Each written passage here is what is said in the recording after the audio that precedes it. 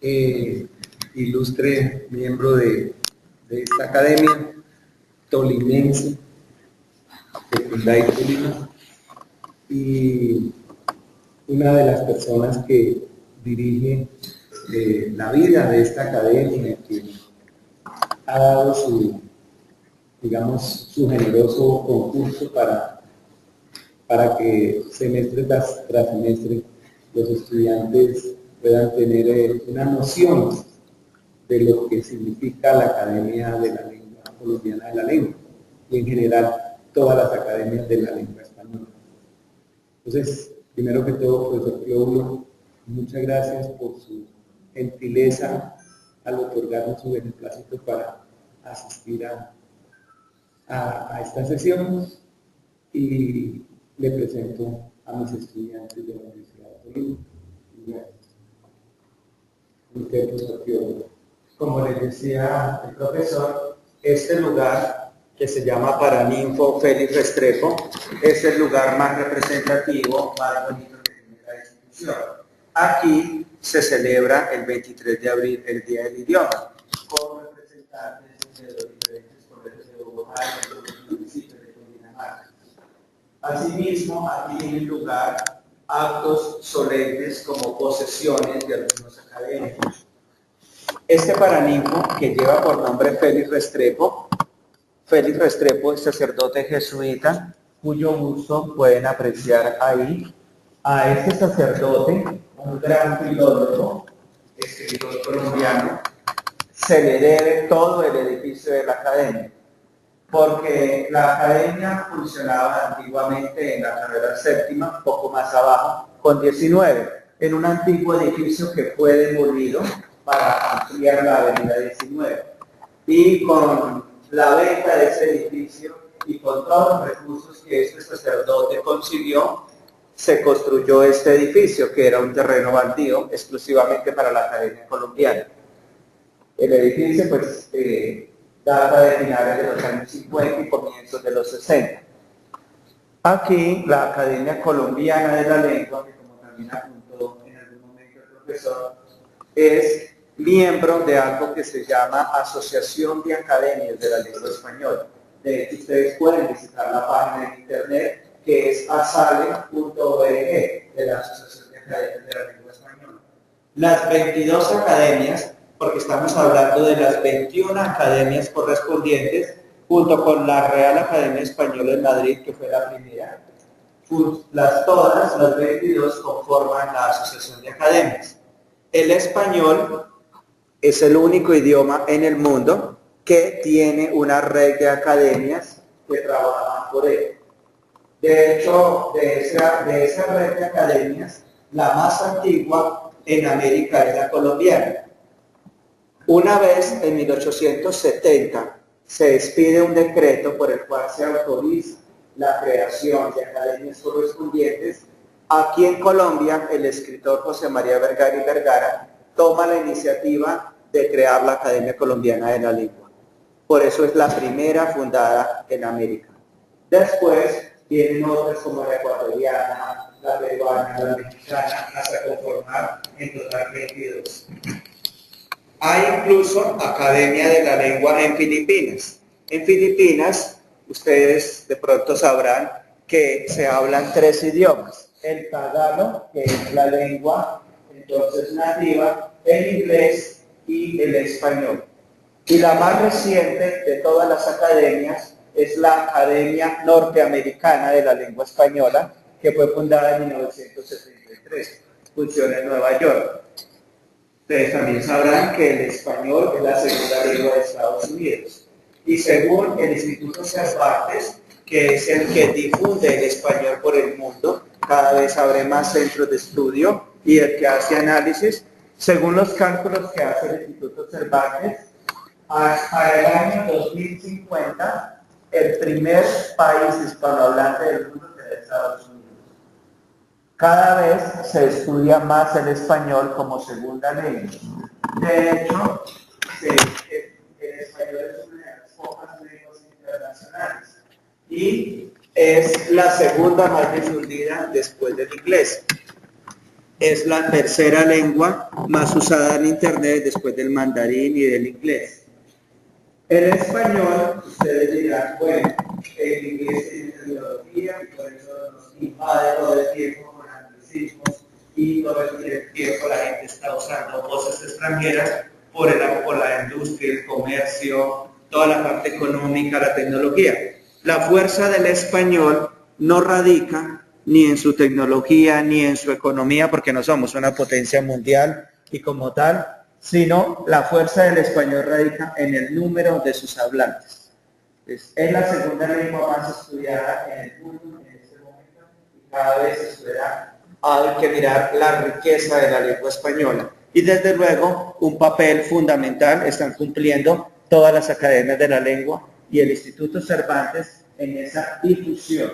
Y claro, también en la conservación, porque con la avalancha de extranjerismos, ustedes siempre van a encontrar palabras equivalentes en español. Difícilmente hay palabras que no tienen traducción. Muchos tienen traducción. Otra cosa es que a la gente no le guste la traducción. O, como lo han dicho diferentes sociólogos y lingüistas, por el complejo de inferioridad ante el mundo anglosajón, entonces agachamos la cabeza y preferimos usar los términos extranjeros. ¿Sí? Para todo esto de tecnología siempre vamos a encontrar, que a algunos les gusta todo el tiempo estar hablando de hashtag por su red, cuando en español eso es etiqueta. O cuántas veces los mismos signos de ortográficos como la barra no les gusta, ni siquiera saben que se llama barra, sino todo el tiempo están diciendo slash. Cuando eso se llama barra o diagonal. Hay los dos nombres son válidos. De hecho, hay países donde usan más diagonal que barra. Uno ve presentadoras mexicanas que todo el tiempo están diciendo entren a nuestra diagonal, no sé qué. Son los dos nombres correctos para ese signo, pero ni siquiera esos dos nombres los conocen y prefieren. Y así podemos seguir encontrando muchas expresiones a propósito ahora del escándalo del hacker. Claro, si uno estuviera escribiendo castizamente, bajo entidad informática, ciberentidad, ciberdelincuente, porque ustedes saben que con ese prefijo ciber se forman neologismos relacionados con todo el mundo digital y con el mundo de Internet. Así podemos encontrar que ciberreputación, que ciberdelincuencia, y así podemos comprobar muchas cosas. Lo cierto es que como lo decía hace un rato, ningún idioma en el mundo tiene una red de academias que trabajen así por él. Claro, hay otros idiomas como el francés y el italiano que tienen una academia, y de hecho son academias más antiguas entre que la Real Academia Española. La Real Academia Española, que fue fundada en el siglo XVIII, se basó o tomó como punto de partida la Academia Francesa, que fue fundada en 1635. Y la Academia Francesa, a su vez, se inspiró en la Academia de la Cruz, que es la italiana, y que funcionan desde luego, y que se encargan pues del tema de la literatura y de la lingüística y la filología italiana. Pero un idioma como el inglés, ustedes saben que no tiene nada de eso. Algunos quizá puedan cuestionar el papel de las academias, que los idiomas se defienden solos, en fin, pero siempre habrá directrices. La Academia Norteamericana de la Lengua Española, por ejemplo, tiene diferentes programas, notas idiomáticas en diferentes canales de comunicación que buscan eso, ayudar a hablar con precisión, con corrección idiomática. Y volviendo entonces a ese salón de la Academia Colombiana, yo creo que lo que primero le llamó a ustedes la atención fue ese extenso mural que aparece ahí. Este mural es obra del maestro Luis Ángel Fortuño. Lleva por título Apoteosis de la lengua castellana. La apoteosis, el vocablo como tal, que significa lo más grande, lo más representativo, decidió el autor ponerle, porque aquí está lo más representativo de las literaturas española e hispanoamericana. Creo que algunas de esas figuras ustedes ya las reconocieron. A mano izquierda pueden ver de espaldas al Miocid Campeador, a Amadís de Gaula, a don Alonso Quijano con su escudero Sancho. Podemos ver aquí a Celestina seduciendo con sus malas artes a la infeliz Melibea. Ahí podemos ver a Guzmán de Alfarache y a Lazarillo de Tormes. La estrella de Sevilla con su abanico, el monje penitente que simboliza toda la literatura mística y ascética, el convidado de piedra al final, Segismundo, el rey de la vida de sueño. Entonces tenemos ahí con capa española y sombrero de copa, entonces a don Juan Tenorio, don Pedro Crespo detrás. Tenemos esos personajes de la literatura española y luego ya de la literatura hispanoamericana, empezando por ese indígena que ustedes ven ahí, que carga sobre sus hombros un pesado leño sin mostrar el esfuerzo, que es Caupolicán, el protagonista de la cara de los Jesús. Y ahí podemos ver entonces a doña Bárbara, la protagonista de la obra de la llanura venezolana, terminando con Martín Fierro, Periquillo Sarmiento levantando la mano allá, que es el representante de la novela picaresca, así como Lazarillo de Tormes, de la principal de la literatura española, aquí de la literatura de América, Lazarillo de Tormes, de José Joaquín Fernández de Pizarro, mexicano. En la esquina, pues ustedes ya sabrán quiénes son ellos, esa pareja de enamorados, saben quiénes son, ¿no? ¿Quiénes son? María y Efraín, que es obra de obligada lectura en tercero de bachillerato. Allá detrás de María y Efraín tenemos a la joven mestiza Cumandá y la de Juan León Mera, el ecuatoriano de Cumandá, un drama entre salvajes. Detrás de Cumandá vemos a Tabaré, que lleva desmayada blanca entre sus brazos. Recuerden que Tabaré es el protagonista de un extenso poema. Y además sobre San Martín, y por último allá en el fondo tenemos a Arturo Cova, en lontananza, en la lejanía. ¿Sí se acuerdan qué protagoniza Arturo Cova? ¿Qué es? La Horaria.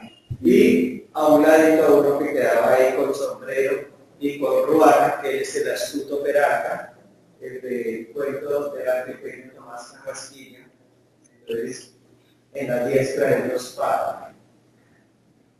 A mano izquierda ustedes pueden observar el escudo que dice un estirpe, una lengua y un vestir. Ese es el lema de la Asociación de Academias de la Lengua Española, que ya hemos hablado. Y aquí, en este hemiciclo, pudieron ustedes observar 15 hornacinas. En cada una de esas hornacinas hay una estatua, tiene un nombre que representa a el maestro de la época, del tiempo, del momento que ha sobresalido. Desde el profeta y rey David hasta Fedor Dostoyevsky. Si ustedes miran con detenimiento, van a encontrar cada uno de los nombres, empezando por David, de la mayoría de los signos de la Biblia, y que están considerados como los signos más hermosos que la mente humana haya podido concebir. Y luego tenemos a otros grandes de la tragedia griega, de la literatura, Homero, Platón, de la filosofía, Sófocles, que es el más grande de la tragedia griega, Cicerón, por la literatura latina, el gran Cicerón, y que se sigue mencionando y sigue siendo fuente de inspiración para muchos oradores. Virgilio, el del centro no tiene nombre porque no lo necesita. San Agustín, el padre de la iglesia, el gran filósofo, doctor Dante Alighieri, que representa las letras italianas y que también ustedes ya lo habrán oído mencionar. Shakespeare, también por las letras inglesas. Camões, por las letras portuguesas, el autor de Os Lusíadas, la gran epopeya del mar. Molière, entonces Juan Bautista Poquelin, que era el verdadero nombre. Ustedes saben, el representante de las letras francesas del teatro francés. Goethe, el escritor alemán. Y por último, aquí ya les había mencionado Fedor Dostoyevsky. Como pueden ver, todos tienen el nombre menos el del centro. ¿El del centro quién es? Jesucristo. Si alguno se pregunta, aquí en medio de los grandes que algunos dirán, ¿y qué fue lo que escribió Jesucristo? ¿Cuál fue el superventas de Jesucristo? ¿No? Saben ustedes que es superventa, no tienen que decir bestseller. Entonces saben que es el entonces alguno preguntará, ¿cuál fue el libro? Jesucristo está aquí en la mitad, dividiendo la civilización pagana de la cristiana, porque encarnada, la palabra hecha hombre. Jesucristo, como ustedes de pronto lo habrán oído, dentro del Evangelio de San Juan, siempre empieza así, ¿no? Que en el principio era la palabra y que la palabra estaba encarnada. Entonces, como la belleza en la literatura se expresa a través de la palabra, por eso está aquí en medio de los maestros de la literatura universal. ¿Tienen alguna pregunta hasta aquí? Olvidé decirles que la función principal de la Academia Colombiana de la Lengua es velar por el buen uso del idioma. Todo lo relacionado con lengua y literatura patria tiene que ver aquí con nuestra institución. Y la Academia Colombiana es una corporación de derecho privado, no es estatal. Tenemos personas que verán que la Academia del Gobierno no es una corporación privada, pero sí se sostiene con dinero del Ministerio de Educación. La Academia Colombiana es un miembro más del Colegio Máximo de Academias, porque no es la única academia. A veces aquí nos llegan consultas que no tienen propiamente que ver con el idioma, que a veces corresponden a la Academia Nacional de Medicina, que se encuentran con la carrera séptima en el norte, o con la Academia Colombiana de Jurisprudencia, o en el barrio de la Soledad funcionan dos academias, la Academia de Ciencias Exactas, Físicas y Naturales y la Academia Colombiana de Ciencias Económicas. Pero también está el Patronato Colombiano de Artes y Ciencias, que como su nombre lo dice, entonces trata de conservar y de mantener, de revivir todo lo que tiene que ver con el folclore colombiano. Hay distintas costumbres, hay una institución también dedicada a eso. Está obviamente dentro de este Colegio Máximo de Academias la Sociedad Colombiana de Ingenieros y la Sociedad Colombiana de Arquitectos. Y desde luego la Sociedad Geográfica de Colombia, que trabaja muy de la mano con el Instituto Geográfico Agustín Codazzi. Si no tienen ninguna pregunta, podemos ir a conocer el salón de sesiones. Como sobre la clase de estructura de la lengua, tenemos un capítulo de historia de la lengua española.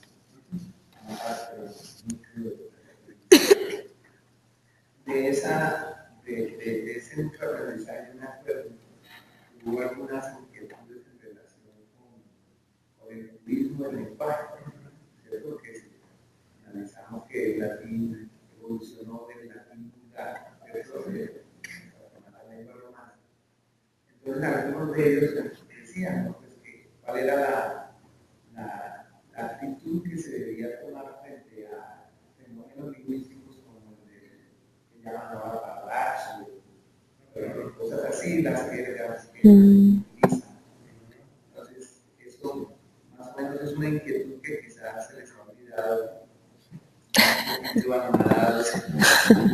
Sí, ese fenómeno, por ejemplo, del parlache, que ha ocurrido otra terminología, que a veces la gente ya va a preguntar que si el diccionario de la academia ya incluyeron voces como gardipa o coqueta, o esas animas que se expresan los muchachos. No, porque hay que reconocer que el lenguaje tiene niveles. Hay un nivel culto, que también lo identifican algunos con el nivel literario. Hay un nivel coloquial o conversacional, el que uno usa habitualmente, familiar, que se llama coloquial, conversacional, familiar. Y hay un nivel ya vulgar. Vulgar, entiéndase en el sentido amplio de la palabra, no solo tiene que ver con las groserías, sino vulgar como lenguaje, tiene que entonces con esas formas desprestigiadas. Es el que dice arte por andú, eso es un vulgarismo. El que dice almóndiga por almóndiga, o el que dice vagabundo por vagabundo. Todo eso quedan incluidos dentro de los vulgarismos, pero los vulgarismos no son groserías, simplemente son formas ya desprestigiadas, formas mal escritas y mal pronunciadas. En ese sentido, los vulgarismos forman parte de algo que se llaman vicios de dicción. Esos vicios de dicción son aproximadamente unos 20, porque ustedes de pronto en sus clases habrán oído hablar del solecismo, del pleonasmo redundancia, que dentro del solecismo está el anantapódoto, el anacoluto, diferentes ya construcciones anómalas de la lengua, y ahí vamos a encontrar una serie. El vulgarismo se entiende por eso, y hay un lenguaje vulgar, que es el que no se va a utilizar en las comunicaciones generales. Pueda que en el lenguaje así pase inadvertido. Hay muchos vulgarismos que se han quedado incluso en el lenguaje del campo. ¿Cuántas veces, y todavía en la ciudad se oye decir la calor, por ejemplo? Ponen ese sustantivo como femenino. La calor era normal en la Edad Media, pero la palabra evolucionó y quedó registrada como masculina, y hoy día se toma como un vulgarismo decir la calor, pero ha quedado de pronto en ese registro como tal en algunas personas del campo. A veces subsisten.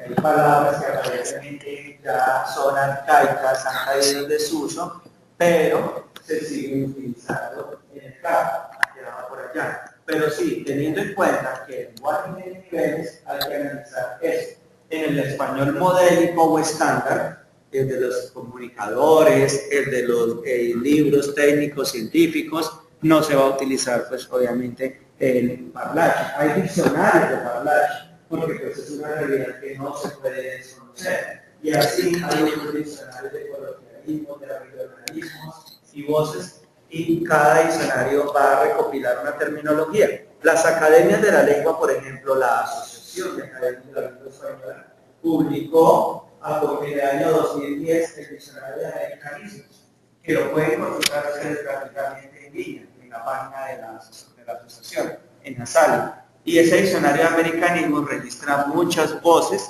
que incluso en el español estándar no están bien, como decir aperturar, por abrir, que es hay registro, por ejemplo, esa, con la marca geográfica, como se llama de Colombia, o de Venezuela, o de Chile, eso que se llama marca diatópica o marca geográfica en lexicografía, el lugar donde se utiliza la palabra, o a veces la acepción, porque a veces la palabra la conocen, pero no con ese significado, pero con determinado sentido, la usan en algunos países, el diccionario precisa en qué lugares se usa. Desde luego, el hablante normal debe estudiar a un español estándar modelo. Y desde luego también, si alguien va a publicar un artículo, quiere que lo lean en diferentes países, pues debe acomodarse a ese español estándar, que no vaya a interpretar otras cosas. Que así como ustedes sabrán que la misma palabra tan normal en un país puede ser grosera en otro lado. Aquí nadie pensaría que chaqueta es una grosería, pero en México si dice chaqueta ya es algo muy distinto y tendrán que decir chamarra. Y así, si alguien va a decir dicho acá, no, he dicho de dijo o algo así, o se metió un dicho, palabra que no pueden pronunciar también por allá en Costa Rica, Puerto Rico, lo que he dicho es una grosería por allá. Entonces, así podemos hacer un cotejo, una comparación de las expresiones que pueden no ser bien recibidas en otro lado. Entonces, hay un español estándar que es al que aspira, y el de los libros de texto, cuando uno está componiendo un artículo que se quiere publicar por internet, hay que acomodarse en eso. Claro, dependiendo del tema, pues de pronto si se va a utilizar un coloquialismo por allá, un regionalismo de uso muy restringido, se va a poner una nota a pie de página, se va a hacer la aclaración, dependiendo. Pero sí, como nada, se decía el profesor en Parlache hay diccionarios nada más de eso y otro tipo de lexicones que recogen esa terminología. Hay un lenguaje, por ejemplo, hay un diccionario que se llama lenguaje de la fidelidad. Hay otros diccionarios por ahí que van a ver así con esa terminología. Hay un otro también de la jerga canera. Hay un diccionario publicado hace años con ese título, diccionario de la jerga canera. Pues ya saben que todo lo que se utiliza por ahí en las cárceles, porque es una realidad que no esté bien, que eso no pertenezca a la lengua pública y uno no lo va a usar, listo. Pero no se puede desconocer esa realidad, y esa realidad queda recogida y queda plasmada en las expresiones en el diccionario común.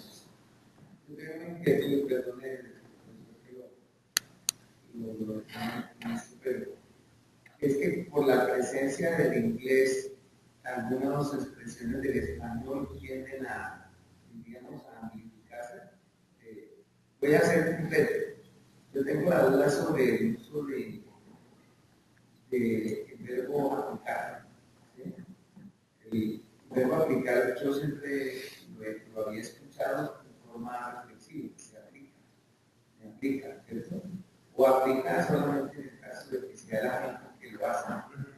Pero últimamente yo estoy escuchando comerciales, también de televisión, aplicas restricciones.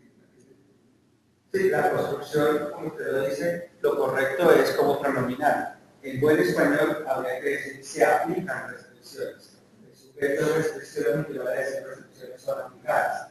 Pero si es por influjo del inglés, así como por influjo del inglés el verbo aplicar tiene un sentido que no está reconocido y que está censurado. El diccionario panhispánico de dudas que salió en el año 2005, que lo pueden consultar en la página de la Real Academia, censura aplicar con el sentido de pedir o solicitar, porque aplicar no tiene ese significado. De hecho, si ustedes van al diccionario de la lengua española en internet, buscan aplicar, por ningún lado lo van a encontrar qué significa eso. Pero es por el influjo del inglés. Entonces la gente dice, estoy aplicando a una vez, estoy aplicando a un trabajo. En buen español se dice, estoy solicitando una vez, estoy pidiendo una vez. Alguien no se presenta a un trabajo o está solicitando empleo o algo así, pero usa. Y esto es lo que llaman también, lo que en lingüística los papas amigos, ¿no? Por el parecido de la palabra, entonces traducen así, como el que ve en inglés la palabra actual y piensa que significa lo mismo con actual en español y actual en inglés traduce real. Y por el parecido. Alguna vez por ahí una profesora decía, no, es que es desastroso ver uno cómo hablan español por ahí en algunas ciudades como Miami, que es como debe pronunciarse lo que en el diccionario panhispánico, pero aquí Colombia es Miami. De hecho, que haces en Miami, no sé cómo le dirán, porque es correcto, es Miami, le dirán Miami o Miami, no sé, porque la palabra se pronuncia Miami, como lo es en el diccionario panhispánico de dudas. En España sí lo pronuncian bien, Miami.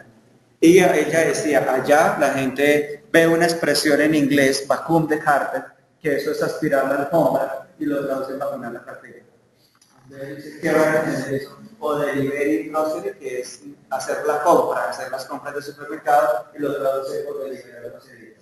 Entonces, ese parecido así de la palabra inglesa traduce actual, y por eso hay muchos falsos amigos, palabras que tienen un parecido, y lo mismo pasa con otros idiomas como el francés, pero son más los provenientes del inglés. En francés una palabra como armé, algunos lo traducen por armar, porque es parecido, y eso es ejército. Y así podemos hacer ideas de italianos, aquí se han metido otros, pero como el inglés es el que más presencia tiene, es el que más nos está incluyendo, sí, en el diccionario, repito, panhispánico pueden encontrar muchas explicaciones respecto a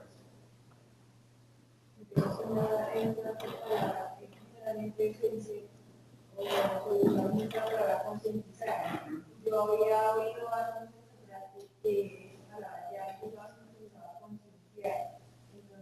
concientizar es un americanismo. Concientizar. Concienciar era la voz tradicional en el idioma, la única que aparecía en el diccionario de la lengua española. Pero en el año 2001, cuando salió la 12ª edición, ya aparece concientizar como sinónima de concienciar. Son válidas las dos. En España no van a oír concientizar.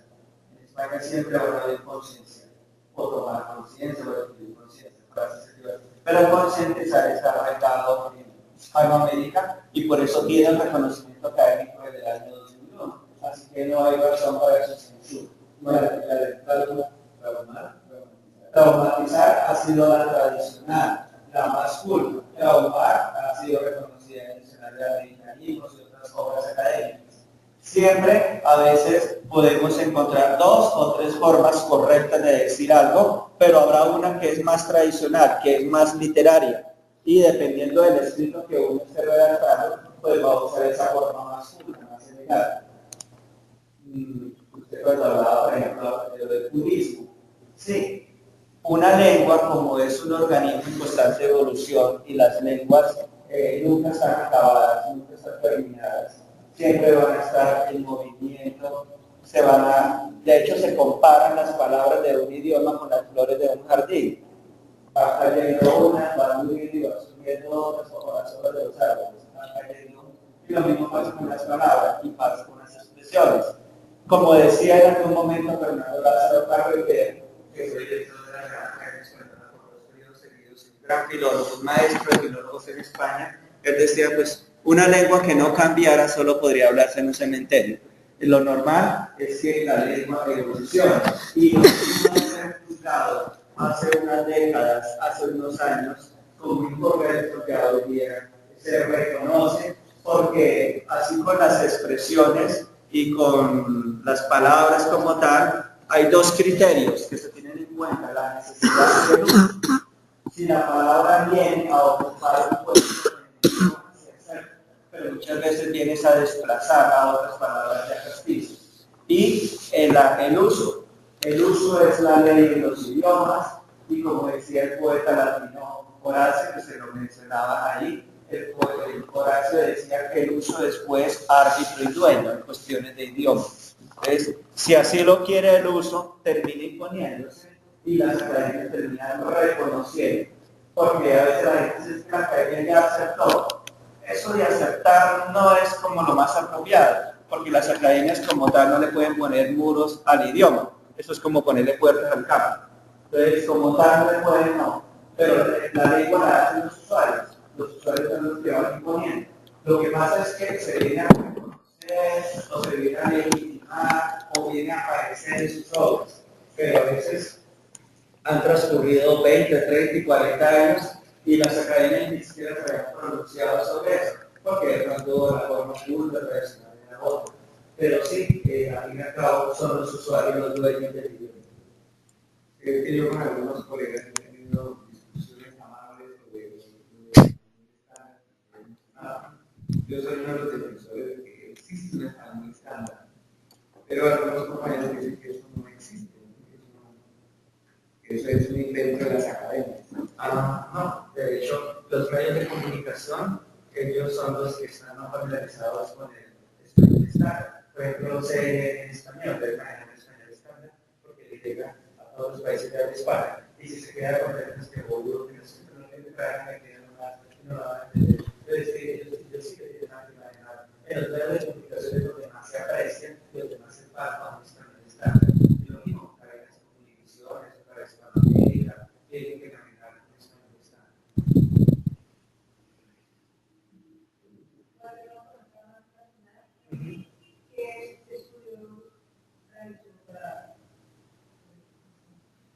Bueno, la verdad es que mis dos carreras no tienen que ver exactamente con mi trabajo, ¿no? Yo soy egresado de Secretaría de Mayor y soy licenciado en filosofía y letras de la Universidad de La Salle. Pero yo aquí en la academia, que yo voy a cumplir 16 años, ha sido más una dedicación y ha sido más un estudio personal, porque como tal en dos carreras no me han enseñado eso, ha sido ya más estudio, dedicación. Y soy profesor de redacción y de gramática y todo eso, pero ya es por estudio.